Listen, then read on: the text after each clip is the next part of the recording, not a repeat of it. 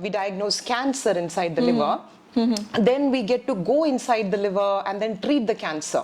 So for us, the Google map is nothing but the X-rays. So under the X-ray guidance, we can take the vessel wherever we have to go. And if something is triggering inside me again and again regarding something, then I will need healing. So we are experimenting. Correct. We are experimenting, we are seeing the results, and we believe in it. Correct. Now,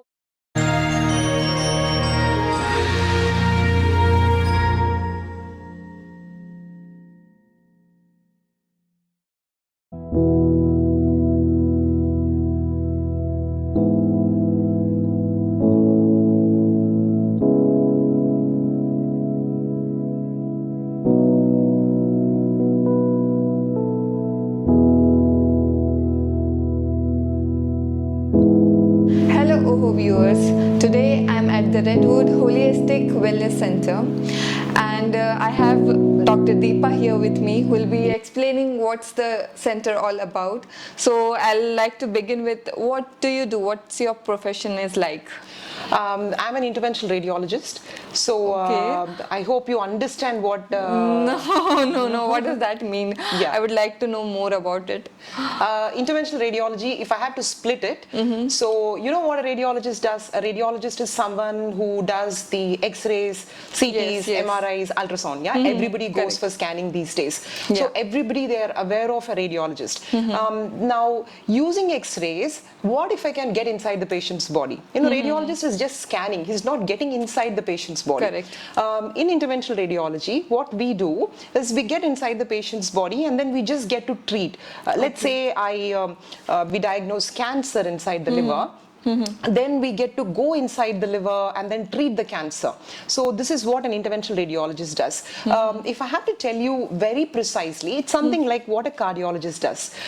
You know, a cardiologist, you all would have heard of angiograms, angioplasties. If somebody has got a heart attack, they just get inside the blood vessel, they clear the blockages, they put some stents. You heard of angioplasty and stenting? Yes, I have heard about that. So something like that. So what a cardiologist is doing is getting to reach the heart through a blood vessel. Correct. What we as interventional radiologists do is we get inside the blood vessel, and I can go to liver if I have to go to, if somebody has got a problem in the uterus, I can go to uterus, anywhere in the body for that matter. So we do that using the X-ray guidance. That is what an interventional radiologist does. Okay, so what the process is like? How do you do it?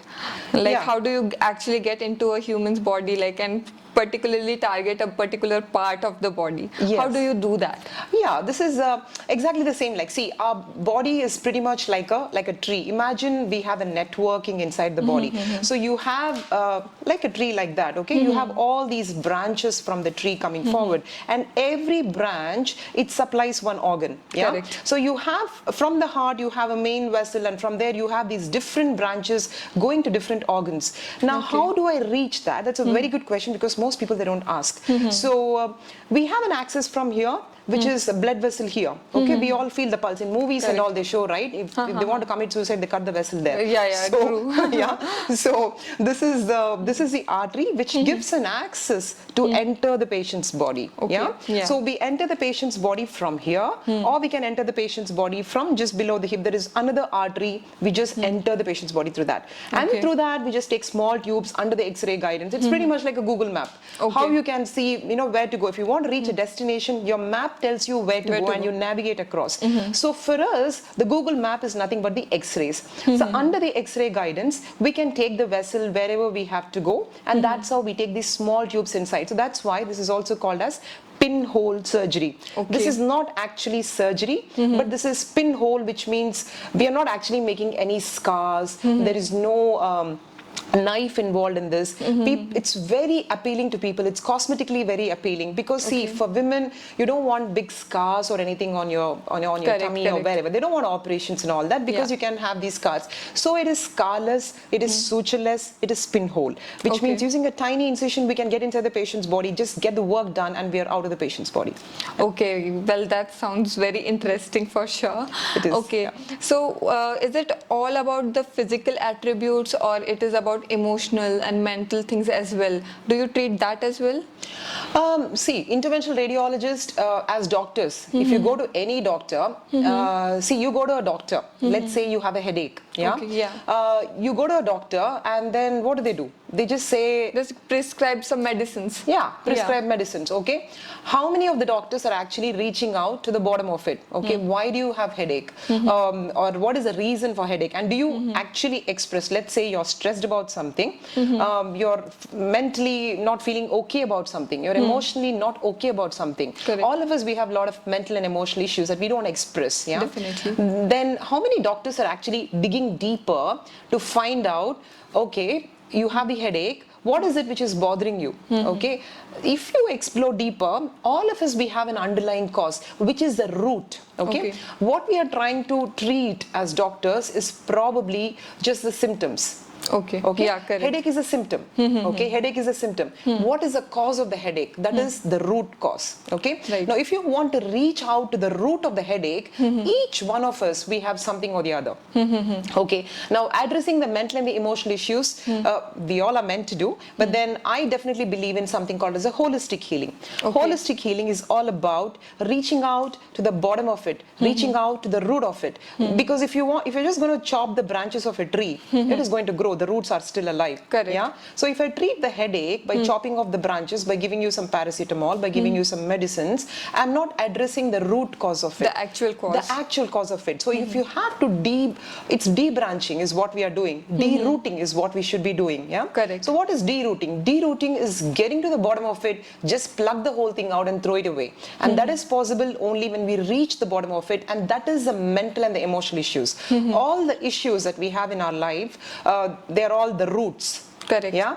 What you're expressing out as a disease, as a physical problem, be it a headache, be it a pain somewhere else, it could be cancer, it could be anything for that matter. What you're expressing out, it is the branch. Correct. Yeah. So if you treat the cancer, what is the cause of cancer? Yeah, so we are not addressing the cause of cancer, right? Correct. Now, if you take medicine, the cause of cancer, there are multiple causes. They will say alcohol can cause liver cancer, viral infections can cause liver cancer. There are a lot of things. But if I say mental and emotional issues, in a way, are responsible for some kind of a cancer in the body, people won't believe it.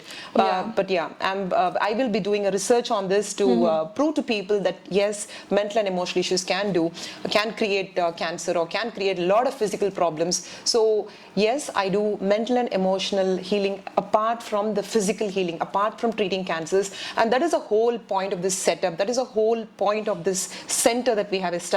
Is to address the mental and the emotional issues. Okay, yeah.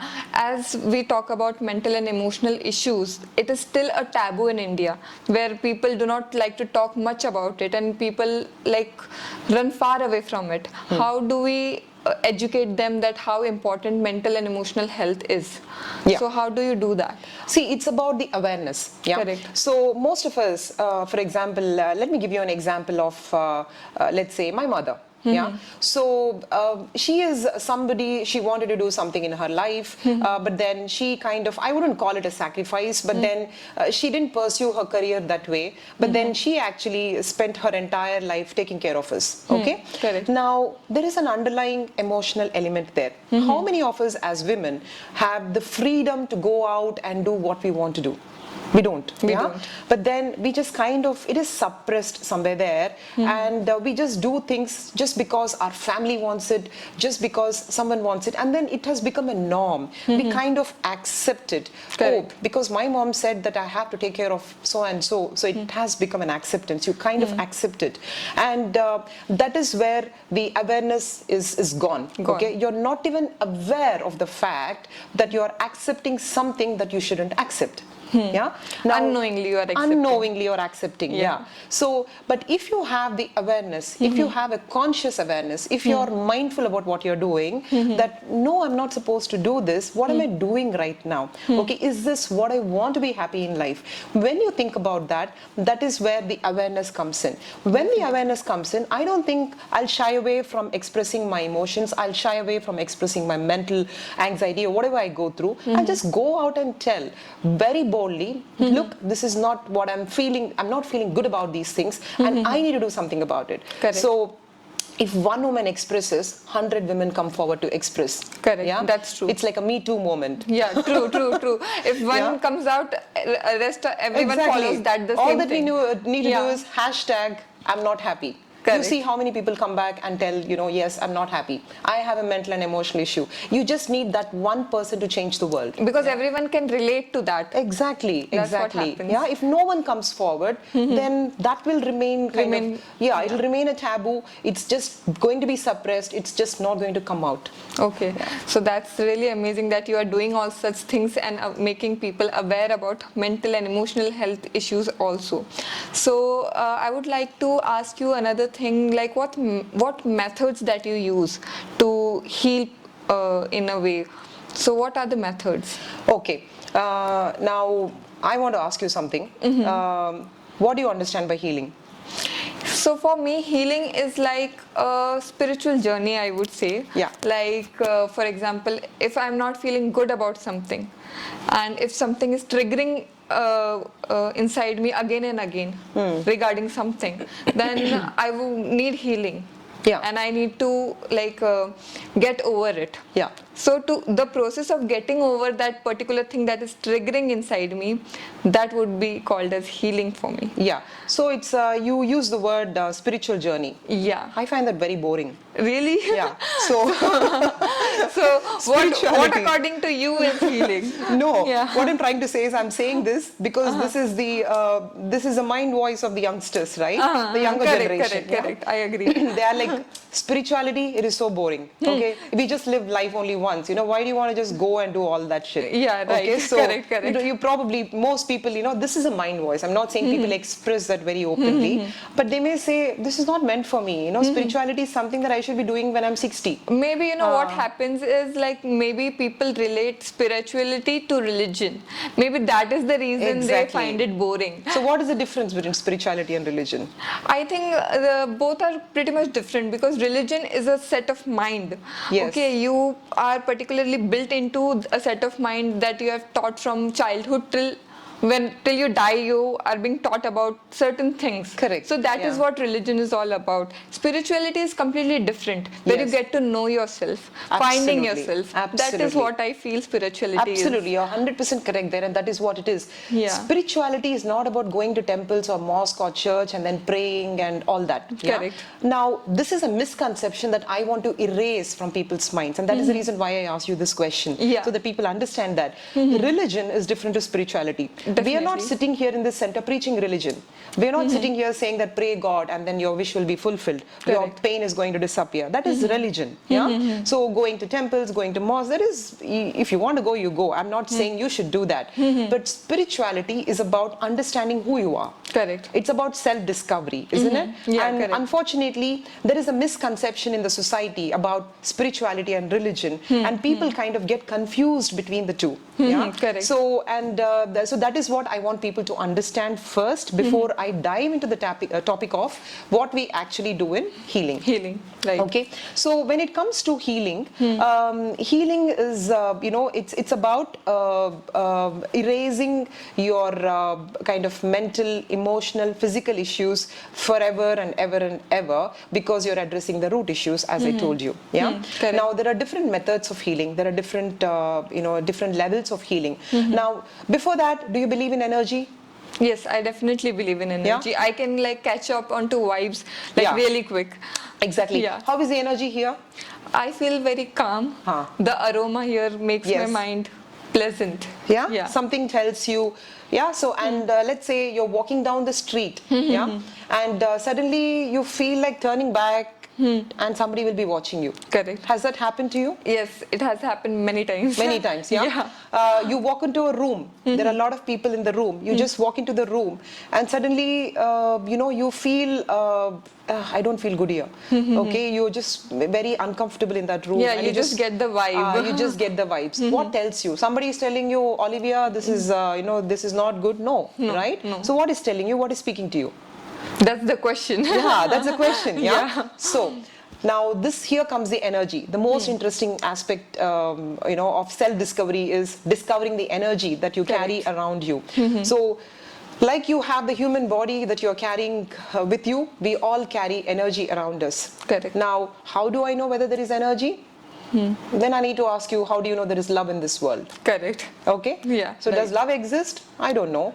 Does God exist? I don't know. Yeah. Does energy exist? I don't know. Just feel it for yourself. Correct. Yeah? So that is the question that I will impose to people, and I want people to kind of, I'm not sitting here telling people, guys, energy exists, so you all should feel energy. No, I just want you to experience it yourself. Correct. I just want to feel it for yourself. Yeah. Correct. So the energy is something which very much exists, is my understanding, because I felt it. Yeah. Okay. So I want everyone out there to feel the energy first, because that's the most important thing. Correct. I cannot really tell people that this particular thing heals you if they don't believe in energy. I cannot Correct. impose something on people. You cannot force something. I cannot force something on people. Right. So the most important thing when it comes to healing is the receptivity. Okay, I need to believe in something to be able to absorb that energy. Correct. Yeah. So if you believe in something, then you will be more receptive to absorbing a lot of things from it. So Correct. you go to, there are a lot of people out there who go to Tirupati or who go to, different,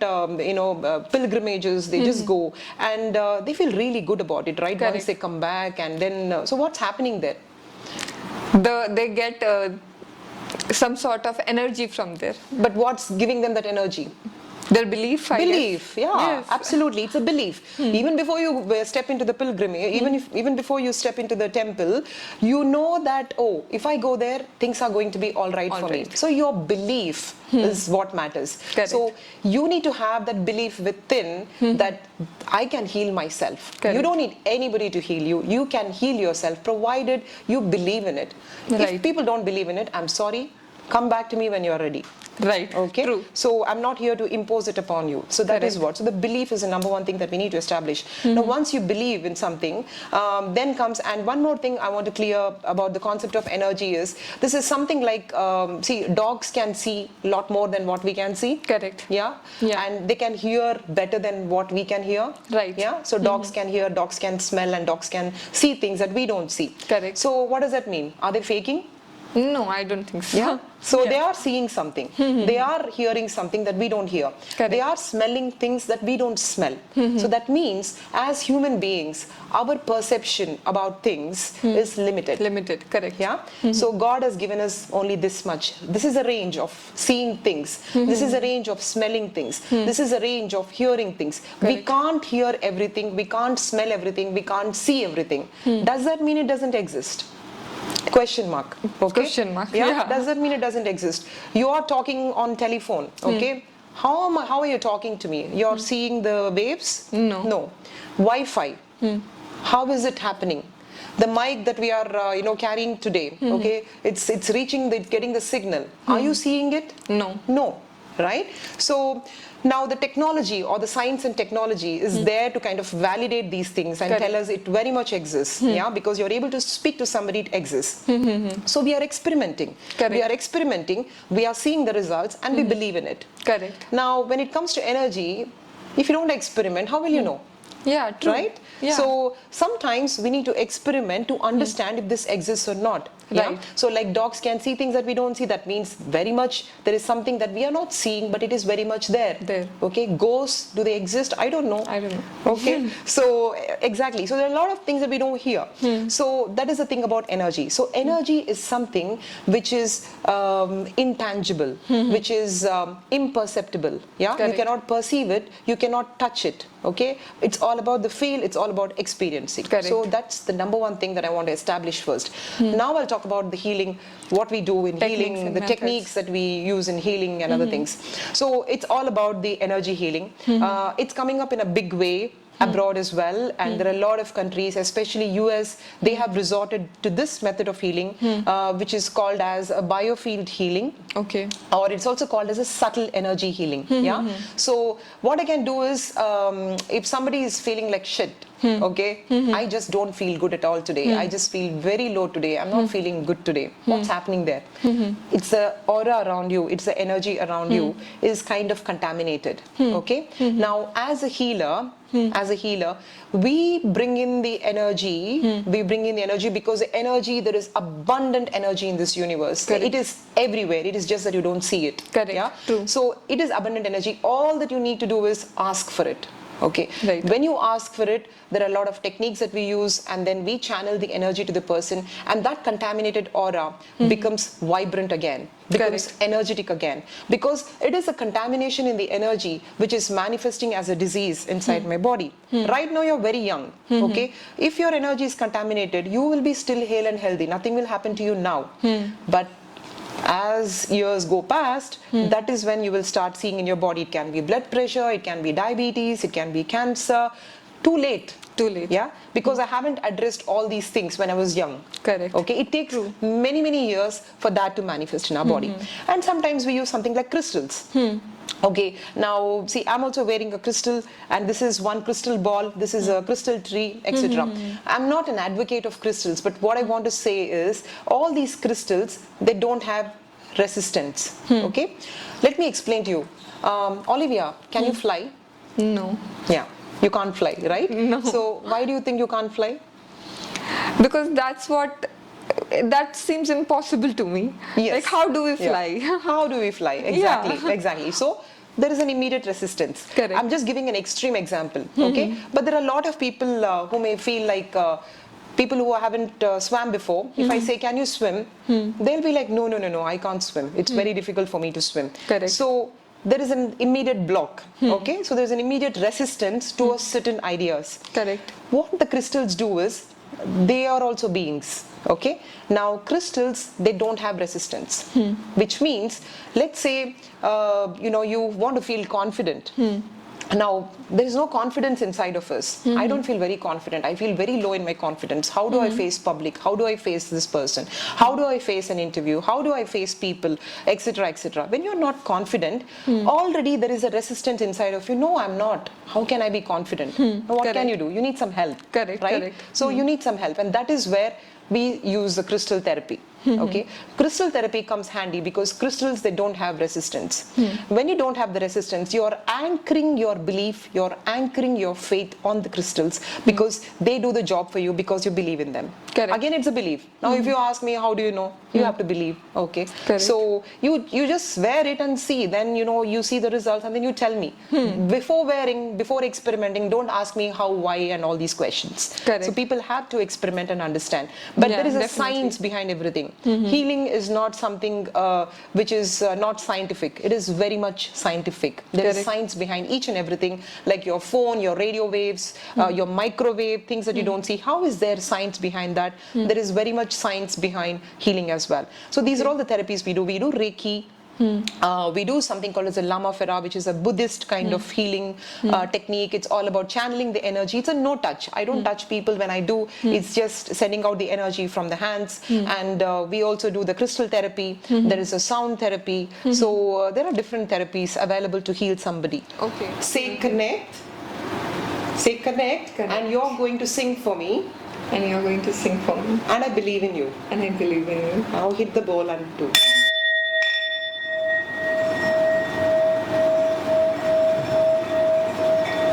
Oh my god.